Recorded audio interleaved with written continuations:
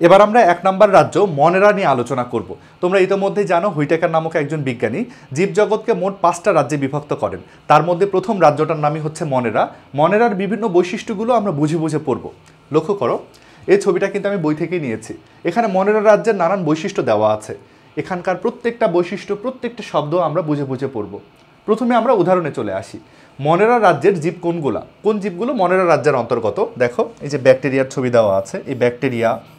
এখানে দেখো নস্টক নামের একটা সায়ানোব্যাকটেরিয়া বা নীলাভ সবুজ শৈবালের ছবি দেওয়া আছে, এটাও একটা মনেরা রাজ্যের সদস্য।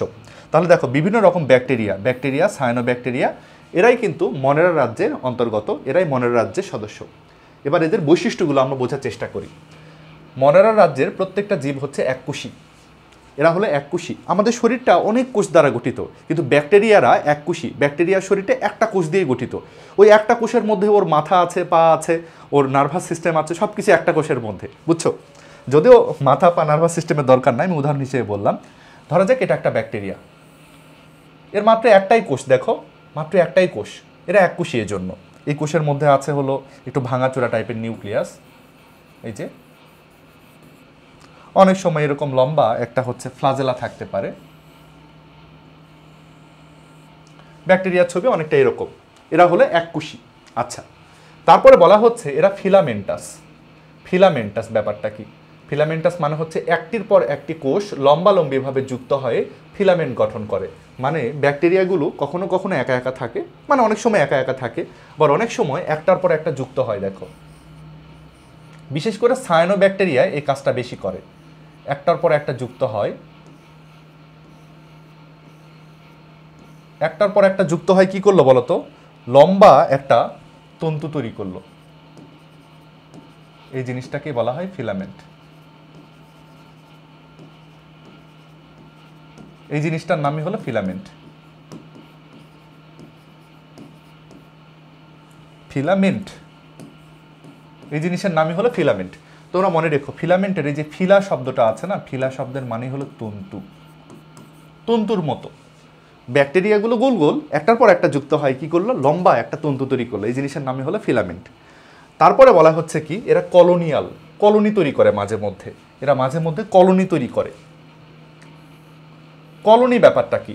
আমাদের ঘরবাড়ির কলোনি থাকে না, আবাসিক কলোনি থাকে। কলোনি মানে কি, অনেকে একসাথে অবস্থান করছে। দেখো এখানে অনেকগুলো ব্যাকটেরিয়া,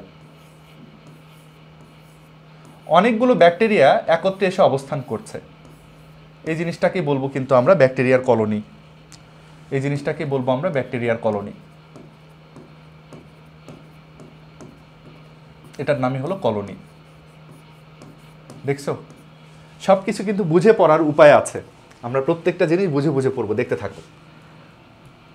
তারপরে বলা হচ্ছে কি, কোষে ক্রোমাটিন তন্তু, ক্রোমাটিন বস্তু থাকে, কিন্তু নিউক্লিওলাস এবং নিউক্লিয়ার পর্দা নাই। দেখো এই যে এই জিনিসগুলা, এই জিনিসগুলোর নামই হলো ক্রোমাটিন তন্তু বা ক্রোমাটিন বস্তু। এদের নামই হলো ক্রোমাটিন বস্তু। তাহলে কোষের মধ্যে কিন্তু ক্রোমাটিন বস্তু আছে, কিন্তু কি নাই বলতো? নিউক্লিওলাস নাই, নিউক্লিয়ার পর্দা নাই। দেখো এই মনেরা যারা, তারা কিন্তু আদিকোষী, এরা কিন্তু আদিকোষী, এরা কিন্তু আদিকোষী। আদিকোষীদের নিউক্লিয়াস কিন্তু সুগঠিত হয় না, নিউক্লিয়াস কিন্তু এরকম ভাঙাচোরা টাইপের থাকে। ক্রোমাটিন তন্তু থাকে, কিন্তু তারা একটা সুন্দর নিউক্লিয়াসের মধ্যে আবদ্ধ হয় না। তোমাদের যদি একটা প্রকৃত কোষের ছবি দেখায়, তোমরা জাস্ট দেখো, এটা একটা প্রকৃত কোষের ছবি। প্রকৃত কোষের ছবির ক্ষেত্রে কি হয় দেখো, এটা হচ্ছে প্রকৃত কোষীদের নিউক্লিয়াস। নিউক্লিয়াসের চারপাশে দেখো একটা সুন্দর আবরণ আছে, এই আবরণটার নামই তো হলো নিউক্লিয়ার মেমব্রেন। এর নামই হলো নিউক্লিয়ার মেমব্রেন।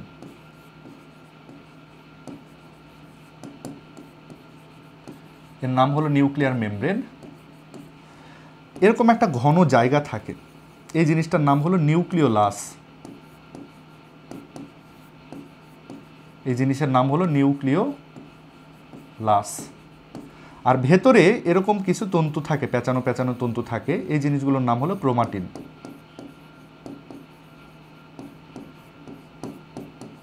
এটা হচ্ছে একটা প্রকৃত কোষের ছবি। এটা হচ্ছে একটা প্রকৃত কোষের ছবি।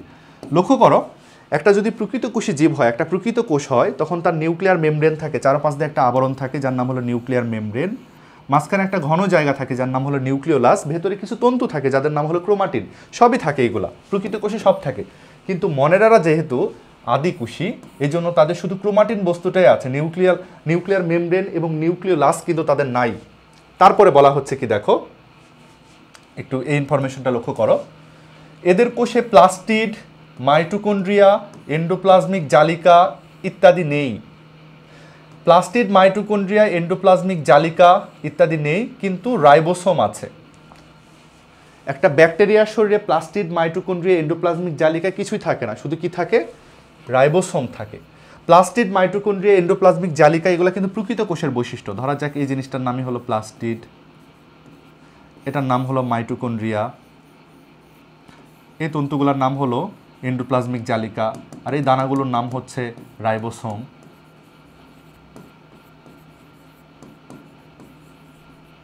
লক্ষ্য করো, একটা প্রকৃত কোষের মধ্যে প্লাস্টিড, মাইটোকন্ড্রিয়া, এন্ডোপ্লাজমিক জালিকা, রাইবোসোম সব আছে, কিন্তু মনেরার মধ্যে তেমন কিছুই থাকবে না, শুধু এই রাইবোসোম নামের দানাগুলো থাকবে, শুধু রাইবোসোম থাকবে। তাহলে মনেরা যারা হচ্ছে মনেরা রাজ্যের অন্তর্গত, তাদের শরীরের মধ্যে শুধু রাইবোসোম পাওয়া যাবে, অন্য কোনো কোষীয় অঙ্গাণু থাকবে না, প্লাস্টিড, মাইটোকন্ড্রিয়া, এন্ডোপ্লাজমিক জালিকা এগুলো থাকবে না। তারপরের ইনফরমেশনটা একটু লক্ষ্য করো, কোষ বিভাজন দ্বিবিভাজন প্রক্রিয়ায় সম্পন্ন হয়। কোষ বিভাজনটা হয় দ্বিবিভাজন প্রক্রিয়ায়। দ্বিবিভাজনকে কিন্তু অ্যামাইটোসিস বলা হয়। কোষ বিভাজনের এই যে দ্বিবিভাজন প্রক্রিয়াটা, দ্বিবিভাজনকে বলা হয় কিন্তু অ্যামাইটোসিস। অ্যামাইটোসিস ব্যাপারটা আসলে কেমন তোমাদের এখানে একটু আমি দেখাচ্ছি, দেখো অ্যামাইটোসিস ব্যাপারটা আসলে কেমন,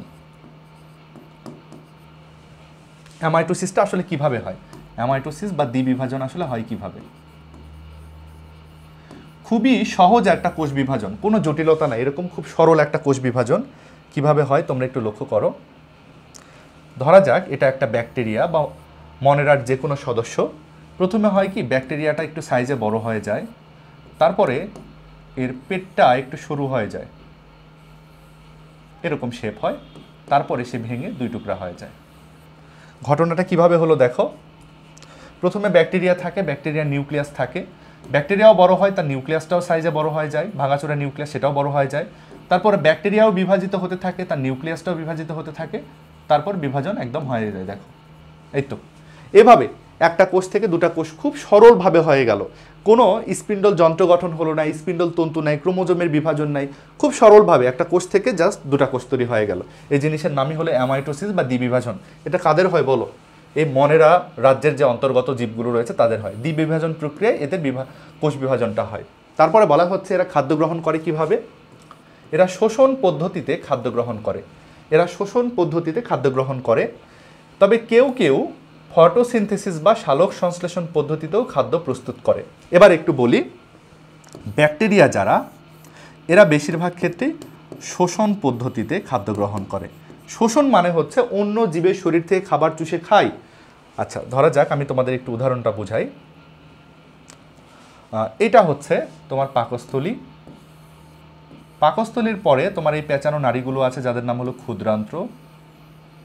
তোমার ক্ষুদ্রান্ত শেষ হয়ে গেলেই তোমার এই জায়গা থেকে আরেকটা জিনিস পাওয়া যাবে যার নাম হলো বৃহদন্ত্র।